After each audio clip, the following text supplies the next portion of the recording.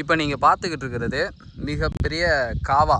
மழை பெஞ்சா தண்ணி ஒடியாந்து இப்போ இந்த குளத்துக்கு, இது ஒரு கிராமத்தில் இருக்கக்கூடிய குளம். இந்த குளத்தோட சுற்று வட்டாரம் அப்படிங்கிறது பல ஏக்கர் வரும். ஏன்னா கண்ணுக்கு எட்டின தூரம் வரைக்கும் குளம்தான் இருக்கும். எங்கேயோ அந்த லாஸ்ட்டில் கரை இருக்குது. இது இங்கே ஸ்டார்ட் பண்ணி அப்படியே சுற்றி கிட்டத்தட்ட ஒரு 30 ஏக்கர் பக்கம் இருக்கும்னு நினைக்கிறேன். அங்கே ரோடு தெரியுது பாருங்கள், அந்த ரோடு வரைக்கும் குளம்தான். அவ்வளோ பெரிய குளம் பார்த்தீங்கன்னா தெரியும். இது வரைக்கும் இது குளமாக தான் இருக்குது. பட் இன்னும் கொஞ்ச நாளுக்கு அப்புறம் இது குளமாக இருக்காது அப்படின்றது என்னுடைய கணிப்பு. என்ன காரணம்னா, இப்போ இந்த குளம் இருக்குது. இந்த குளத்தோட ஒரு நடு பகுதியில் நான் நின்றுக்கிட்டு இருக்கேன். இந்த சைடும் உங்களுக்கு கரை தெரியாது. இந்த பக்கெட்டு அப்படின்றது அந்த ரொம்ப தூரத்தில் அந்த தென்னைமரம் தெரியுதுல, அதுக்கு முன்னாடி ஒரு ரோடு கீழே அந்த கரை, அந்த ரோடு தான் கரையே. பார்த்தீங்கன்னா தெரியும். அந்த கட்டடம்லாம் கட்டியிருக்காங்களே, தண்ணி இது நிரம்பி நிற்கும் போது ஒரு 10-15 வருஷத்துக்கு முன்னாடியெல்லாம் இது ஃபுல்லாக, இப்போ நான் நிற்கிற இடத்துலலாம் ஒரு ஆள் மட்டும் தண்ணி இருக்கும். அப்போ அங்கே ஒடியாந்து ரோட்லேருந்து குதித்து குளிப்பாங்க. அந்தளவுக்கு இது பெரிய குளம். இப்போ நடுப்பகுதியில் நின்றுக்கிட்டு இருக்கேன். இந்த நடுப்பகுதியிலேருந்து கொஞ்சம் தூரம் நடந்து போயிட்டாவே இங்கே என்னமோ கட்டி வச்சுருக்காங்க. யார் அப்படின்னா கவர்மெண்ட்டு தான். என்னன்னு கேட்டால், அந்த பூங்கா பண்ணுவாங்கல்ல, இந்த பூங்கா வந்து ஏற்பாடு பண்ணியிருக்காங்க. இந்த பூங்கா வந்து ஆக்சுவலாக எப்படி பண்ணணும், குளம் இருக்குன்னா குளத்துக்கு கரையை ஒட்டி சிம்பிளாக குளம் ஓரத்தில் பூங்கா இருக்கிற மாட்டம் பண்ணலாம். இவங்க வந்து பூங்காவை நடு குளத்துக்கு பக்கத்தில் கட்டி வச்சுருக்காங்க. இப்போ இங்கே பூங்கா இருக்குது, இந்த சைடு கண்ணு கட்டின தூரம் வரையும் குளம் தான். அந்த டவர் தெரியுதுல்ல, அதுக்கு அடியில் தான் அந்த குளத்தோட கரை இருக்குது. இந்த சைடு பார்த்தீங்கன்னா அந்த வண்டி போகுது பாருங்கள், ரோடு போகுதுல்ல, அதுதான் கரை. அதுக்கும் இந்த பூங்கா இருக்கிறதுக்கும் டிஸ்டன்ஸை பார்த்துக்கோங்க. கிட்டத்தட்ட ஒரு 150 மீட்ரு பக்கம் இருக்கும். இந்த 150 மீட்ரு அப்படிங்கிறதுல இங்கே இந்த பூங்கா போட்டிருக்காங்க. கவனிச்சிங்கன்னா தெரியும். இந்த பூங்காவை தூக்கி காமிக்கிறேன். உள்ளுக்குள்ளே பூங்கா மரம் அது இதுன்னு வச்சுருக்காங்க. இன்னும் கொஞ்சம் நாளுக்கு அப்புறம் என்ன பண்ணுவாங்கன்னா, அந்த பூங்காவோட இந்த லாஸ்ட் இருக்குது பாருங்கள், இந்த சைடு இப்போ இந்த பச்சை கட்டினது மாட்டோம் காம்பவுண்டு கட்டிடுவாங்க. இந்த லாஸ்ட்டுக்கு அப்படியே கரையை போட்டு இந்த நேருக்கு கரையை உருவாக்கிடுவாங்க. அப்போ 150 மீட்ரு அகலம், நீளங்கிறது 1/2 கிலோமீட்டருக்கு மேலே வரும். ஏன்னா அங்கே இருக்குது இதோட அந்த லாஸ்ட்லேருந்து அங்கே தெரியுது பாருங்கள், அந்த லாஸ்ட் வரைக்கும் இந்த இடம் ஃபுல்லாக கவர்மெண்ட்டை மாறிடும். என்னென்னா இங்கனக்குள்ளே அந்த காம்பவுண்டு கட்டும்போது பக்கத்துலேயே ஏதாவது கவர்மெண்ட் கட்டடம் கட்டிடுவாங்க. இப்படி கட்டிட்டு அந்த கட்டடத்தை சுற்றி மற்ற கடைகள் அது இதுன்னு உருவாக்கிட்டு பஸ் ஸ்டாண்டு மாட்டம் போட்டுட்டு, அது அப்படியே ஒரு 30 வருஷத்தில் என்ன ஆகும்னா, குளம்ன்றது இதை ஒட்டி இங்கிட்டு இருக்கும்.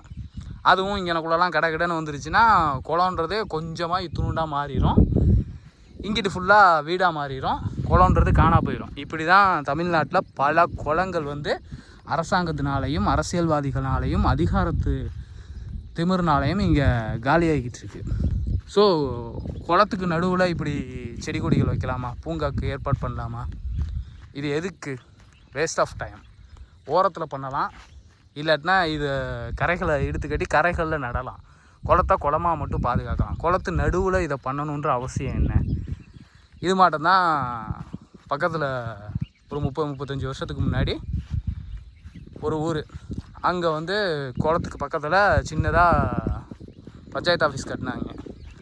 இப்போ அந்த பஞ்சாயத்து ஆஃபீஸ் அங்கே இல்லை, வேறு பக்கத்து மாற்றிட்டாங்க. ஆனால் அந்த பஞ்சாயத்து ஆஃபீஸ் இருந்த இடத்த சுற்றி வீடு, மற்ற பஸ் ஸ்டாண்டு கடைகள், ஒரு தெரு அப்படின்னு சொல்லிவிட்டு சின்ன ஒரு ஊர் மாட்டமே உருவாயிருச்சு. இப்போ அங்கே உள்ளவங்களாம் எனக்கு பட்டா வேணும்னு கேட்டுட்டு இருக்காங்க. குளம் எங்கடான்னு பார்த்தோம்னா குளம் இத்துணுண்டா சக்கரை குளமாக மாறிடுச்சு.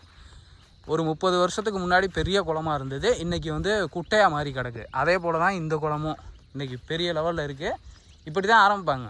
கேட்டால் இப்போ நம்ம கேட்டோம்னா என்ன சொல்லுவாங்க, குளத்தில் வந்து மரம் நிறையா இருக்கணும், தண்ணி நிற்கணுன்றதுனால குளத்துக்கு உண்டான மரத்தை நட்டேன்னு சொல்லுவாங்க. இப்படி தான் ஆரம்பிப்பாங்க. யாரும் கேள்வி கேட்டால் இதை சொல்லிவிட்டு குளத்தை மேம்படுத்துகிறத காமிச்சிட்டு கொஞ்சம் காலத்துக்கு அப்புறம் அதை சுற்றி காம்பவுண்டு எடுத்துகிட்டு பக்கத்தில் ஒரு கட்டடத்தை போட்டு இந்த குளம் அப்படின்றத ஆக்கிரமிப்பாயிரும். இப்படி தான் பல குளங்கள் இதுவரையும் காணா போயிருக்கு. இனி இருக்கக்கூடிய கொஞ்ச நெஞ்ச குளங்களும் இப்படி காணா போகக்கூடாதுன்றதுனால தான் இந்த வீடியோவை நான் எடுத்து விட்டுக்கிட்டு இருக்கேன். ஸோ இப்போ இந்த குளத்தை காப்பாற்றணும் அப்படின்னா என்ன பண்ணணும் அப்படின்றது எனக்கு தெரியலை. பக்கத்தில் என்னோடய இடம் இருக்குது, அங்கிட்டு என்னோடய இடம் இல்லை, என் ஃப்ரெண்டோட இடம். அங்கே வந்தேன், இந்த நிலையை பார்த்தேன். எங்கள் ஊரில் இப்படி தான் 30 வருஷத்துக்கு முன்னாடி 33 வருஷத்துக்கு முன்னாடி ஒன்று உருவாச்சு. இப்போ அந்த குளம் இல்லை, அங்கே பெரிய ஒரு தெரு, ஆளுங்க பட்டா கேட்டுட்டு போராட்டம் பண்ணுறதுன்னு அமைஞ்சிருச்சு. குளம் போனதை பற்றியோ குளம் அபகரிக்கப்பட்டதை பற்றியோ இன்றைக்கி யாருக்கும் தெரியவும் தெரியாது. தெரிஞ்சுக்கிட்டாலும் அதை எடுத்து கேட்குறதுக்கான ஒரு சூழல்லையும் இல்லை. அது மாட்டம் இதுவும் ஆகிடக்கூடாது அப்படின்றதுக்காக தான். ஏன்னா இன்றைக்கி ஒரு விஷயம் தேவைப்படாமல் போகலாம், சும்மா தானே கிடக்கு, யாராவது யூஸ் பண்ணிக்கிட்டு போகலாமே அப்படின்னு நினைக்கலாம். பட் அப்படி கிடையாது. நீங்கள் ஒரு காலகட்டத்தில் இன்றைக்கி இருக்கக்கூடிய கிணறுகள்லாம் மூடிக்கிட்டு இருக்கோம். அன்றைக்கி அந்த கிணறு ரொம்ப முக்கியமாக பட்டுச்சு. ஆனால் இன்றைக்கி தேவையில்லாமல் போச்சு. ஒரு காலத்தில் விவசாயம் அப்படின்றது தேவையில்லை, எல்லாம் மண்ணில் ஏன் காலை வைக்கணும், நல்ல ஒரு வேலைக்கு போகலாம் அப்படின்ற மாதிரி இருந்துச்சு. ஆனால் இன்றைக்கி தேவையில்லாத ஒன்று அவசிய தேவையாக மாறிடுச்சு. எல்லோரும் விவசாயம் பக்கம் திரும்பிக்கிட்டு இருக்காங்க. அதுபோல தான் வாழ்க்கையில் ஒவ்வொரு நாள் அடிப்படை தேவை 3 நேர உணவு மக்களுக்கு. அதை உற்பத்தி பண்ணக்கூடிய தொழில் அப்படின்றது வேளாண்மை தான். இந்த வேளாண்மை அப்படின்றது நம்ம கையிலேயே இருக்கணும். நம்மளுடைய உணவு அப்படின்றது நம்மளுடைய உழைப்பில் இருக்கணும். வேறு ஒரு நாட்டையோ மற்றவங்களுடைய உழைப்பையோ நம்பி இருக்கக்கூடாது. இந்த இடம் என்னைக்கு எதை கொடுத்தாலும் திருப்பி பல 100 விதைகளாக கொடுக்கக்கூடிய தன்மை கொண்டது. அதை நாம் இழந்துட்டோம் அப்படின்னம்னா பின்னாடி சோத்துக்கே லாட்ரி அடிப்போன்றது தான் உண்மை. அப்படி நம்ம இடத்துல நாமளே நமக்கு தேவையானதை உற்பத்தி பண்ணி நம்ம சமூகத்தை நம்மளுடைய கையாளும் மேலேயே கம்மி விலைக்குள்ளே பொருளாதார சூழலுக்குள்ளே வாழ வழிவகுக்கக்கூடிய வேளாண்மை நம்மக்கிட்ட நீடிக்கவும் நிலைக்கவும் இது போன்ற குளங்கள் வருங்காலத்தில் மிக அவசியம் அப்படின்றத எல்லா பேருமே மனசார உணரணும். குளம் இல்லாமல் போச்சு அப்படின்னா இங்கே நீர்வளம் இல்லாமல் போயிடும். நீர்வளம் இல்லை அப்படின்னா நிலம் இருந்தும் அதில் விவசாயம் இல்லாமல் போயிடும். விவசாயம் இல்லை அப்படின்னா ஒவ்வொரு நாளும் நம்மளுடைய தேவைகளான உணவு நமக்கு இல்லாமல் போயிடும். அதுக்காக மற்றவங்கக்கிட்ட கையேந்தக்கூடிய நிலை வந்துடும். இன்றைக்கி ஓட்டுக்காக மற்றவங்க கிட்ட காசுக்கு பிச்சை எடுக்கிற மாட்டோம், ஒவ்வொரு நாள் உணவுக்காகவும் பிச்சை எடுக்கிற மாட்டோம் ஆகிடும் அதிகாரிங்கக்கிட்டையும் அதிகாரம் உள்ள அரசியல்வாதிங்கக்கிட்டையும். ஸோ இதெல்லாம் மனசில் வச்சு இது போன்ற விஷயங்கள் எங்கே நடந்தாலும் எதிர்த்து கேளுங்க. இந்த குளங்கள்லாம் பாதுகாத்துக்குங்க, பராமரிச்சுக்குங்க. உங்களுடைய வாழ்க்கை, உங்களுடைய நேரம் உங்களுக்கே பயன்படணும், சுதந்திரமாக இருக்கணும் அப்படின்னா நான் சொல்கிற விஷயத்தோட ஆழம் அர்த்தம் புரியும். இது எதிர்க்கக்கூடிய நிலையில் நம்மளுடைய மக்கள் ஒரு கஷ்டமான சூழலுக்குள்ளே போயிடக்கூடாதுன்ற ஒரு ஏக்கமான சூழலில் ஒரு உணர்வோடு நான் பகிர்ந்துக்கிட்ட ஒன்று. ஸோ நீங்கள் என்ன நினைக்கிறீங்க அப்படின்றத கீழே கமெண்ட் செக்ஷனில் சொல்லுங்கள். நன்றி, வணக்கம், வாழ்க வளமுடன்.